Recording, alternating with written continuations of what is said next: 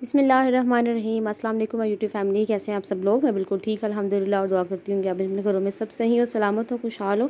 आज आप लोगों के लिए सीख कबाब की रेसिपी लेके आई हूँ और यकीन कीजिए ये सीख कबाब ऐसे मज़ेदार बने हैं कि आपको रेस्टोरेंट में भी ऐसे सीख कबाब खाने को नहीं मिलेंगे। ये मेरा दावा है, तो ज़रूर रेसिपी को फॉलो कीजिएगा। चलते हैं रेसिपी की तरफ। मैं बताती हूँ मैंने कैसे बनाया है। चैनल पर रहे हैं, चैनल को सब्सक्राइब कीजिएगा। वीडियो अच्छी लगे तो प्लीज़ उसे लाइक कीजिएगा और वीडियो चाहे तो आप शेयर भी कीजिएगा। सबसे पहले मैंने यहाँ पर हाफ़ के जी ले लिया है कीमा और मैंने यहाँ पर एक बड़ा प्याज लेके उसको चॉप करके उसका पानी बिल्कुल मैंने अंदर से दबा दबा के निकाल लिया था। 2 चम्मच मैंने यहाँ पर डाले हैं इसके अंदर लाल मिर्चों की और थोड़ी सी मैंने यहाँ पर डाल दिया हल्दी।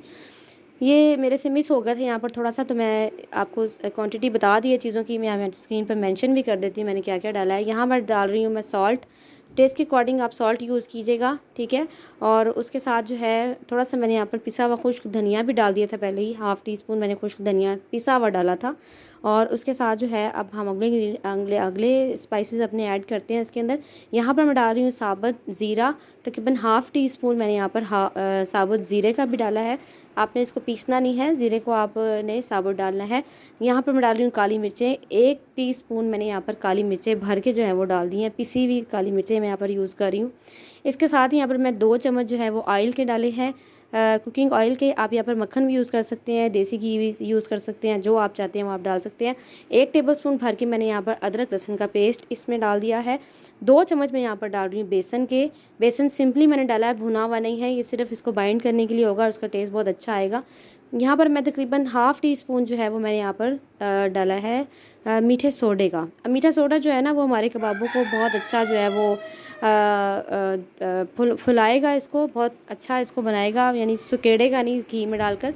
अब जो है हम इसको अच्छी तरह से गूंद लेंगे। जैसे हम अच्छी तरह से इसको मिक्स करना है, कीमे को जितना अच्छी तरह से आप मिक्स करेंगे हमारे कबाब उतने ही अच्छे बनेंगे। सॉल्ट मुझे थोड़ा सा कम लग रहा था, या मैंने थोड़ा सा सॉल्ट और ऐड कर दिया है। तो अब जो है इसको अच्छे तरीके से हमने हाथों से दबा दबा कर अच्छे तरीके से मिक्स कर लेना है। इतने अच्छे मसाले हमारे मिक्स हो जाएंगे। आप तकरीबन 5 मिनट यहाँ पर इसको ज़रूर इस तरह कीजिएगा। लेकिन ये ध्यान रखिएगा जो हमने प्याज डालने हैं ना, चॉप किए हुए डालने हैं, और उसका पानी बिल्कुल इसके अंदर नहीं चाहिए।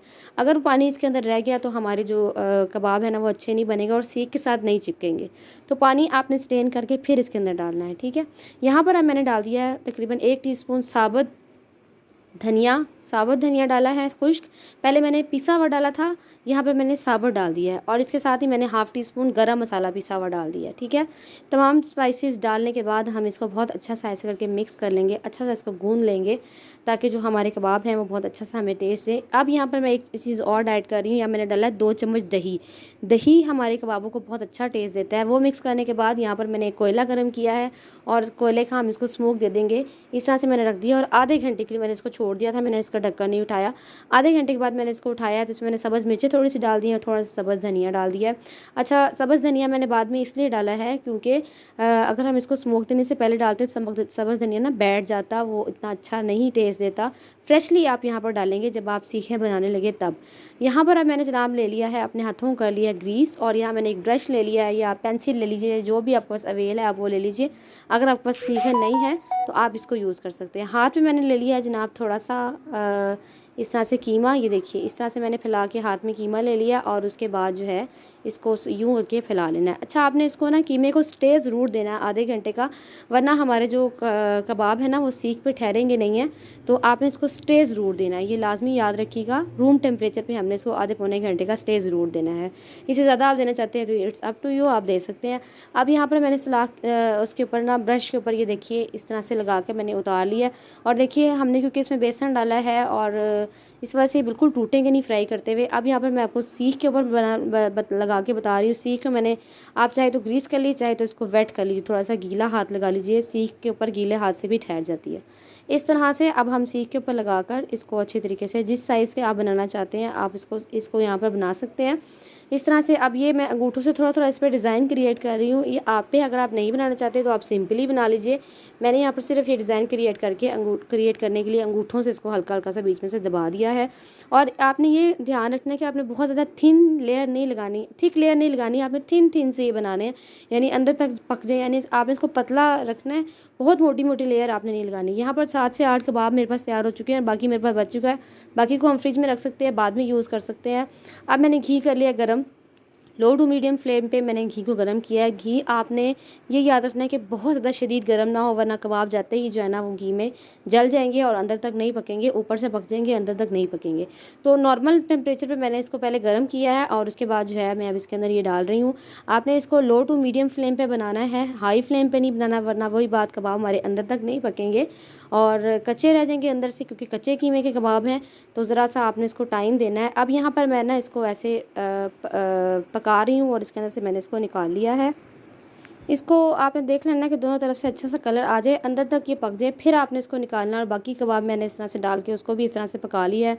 थोड़ा सा स्पेस छोड़ेगा। देखिए कबाब बिल्कुल नहीं टूटे हैं और बिल्कुल श्रिंक नहीं हुए। श्रिंक ये तब होते हैं जब इसमें हमने मीठा सोडा नहीं डाला होता। मीठा सोडा और दही की वजह से ये बिल्कुल श्रिंक नहीं होंगे।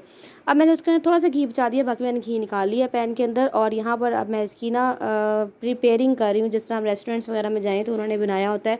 एक प्याज मैंने मोटा मोटा सा काट लिया है, आधी शिमला मिर्च मैंने लेके उसको भी ऐसे बारीक बारीक सा काट लिया है और इस तरह से हम इसको फ्राई करेंगे। थोड़ा सा इसको फ्राई करने के बाद मैंने एक अदर टमाटर लेके उसको भी लंबा लंबा सा काट कर इसके अंदर मैंने डाल दिया है। अब इसको हम सिर्फ 1 से 2 मिनट फ्राई कर लेंगे। इसके अंदर कोई भी और स्पाइसेस नहीं जाएगा। ये सिर्फ जो है ना हमारी डेकोरेशन बहुत अच्छी बनाएगा, प्रेजेंटेशन बहुत अच्छी बनाएगा, ना सिर्फ बल्कि इसका टेस्ट भी बहुत अच्छा आएगा, क्योंकि हमने इसमें वही घी यूज़ किया है जिसमें हमने कबाब अपने फ्राई किए थे। ठीक है ना। तो इसको हम थोड़ी देर के लिए इस तरह से फ्राई करेंगे, 1 से 2 मिनट के लिए। हमने सब्जियों को बिठाना नहीं है, थोड़ी सी क्रंची सी, थोड़ी सी खड़ी खड़ी सी सब्जियाँ इसके अंदर जो है ना वो होनी चाहिए। अब ये देखिए कि जब सब्जियों ने पानी अपना फिनिश कर लिया, तो अब मैं कबाब जो मैंने फ्राई करके रखे हुए हैं वो इसी पैन के फ्राई पैन के अंदर जो है वो मैं डालती जा रही हूँ। ये देखिए इस तरह से आपने इसको डाल लेना है। आप यकीन कीजिए कि ये जब आप मेथड करेंगे ना तो इतने मज़ेदार हमारे कबाबों के अंदर इसका टेस्ट आएगा और इतनी अच्छी इसकी लुक आएगी। और जब आप इसको गरम गरम इस तरह से प्रेजेंट करेंगे तो आपके जो आपके घर वाले हैं या आपके मेहमान जो है वो बड़े खुश होंगे और उनको बहुत अच्छा लगेगा ये सब तरीका। तो थोड़ी सी हमें मेहनत करनी पड़ती है, डेकोरेशन करनी पड़ती है अपनी फैमिली के लिए, थोड़ी सी जो है ना मेहनत करनी पड़ती है और खाने का मज़ा डबल हो जाता है। ये देखिए अब यहाँ पर ये देखिए कितनी ज़बरदस्त और मज़ेदार सी लुक इसकी आ रही है और उतने ही ज़बरदस्त, यकीन कीजिए उतने ही मज़ेदार इसका टेस्ट भी आ रहा है। थोड़ा सा मैंने इसको यहाँ पर पकाया है लो फ्लेम पे, बिल्कुल मैंने इसको 1 मिनट तक तकरीबन पकाया है, हिलाया नहीं है मैंने। 1 मिनट तक इसको यहाँ पर इसी तरह से पकाया है।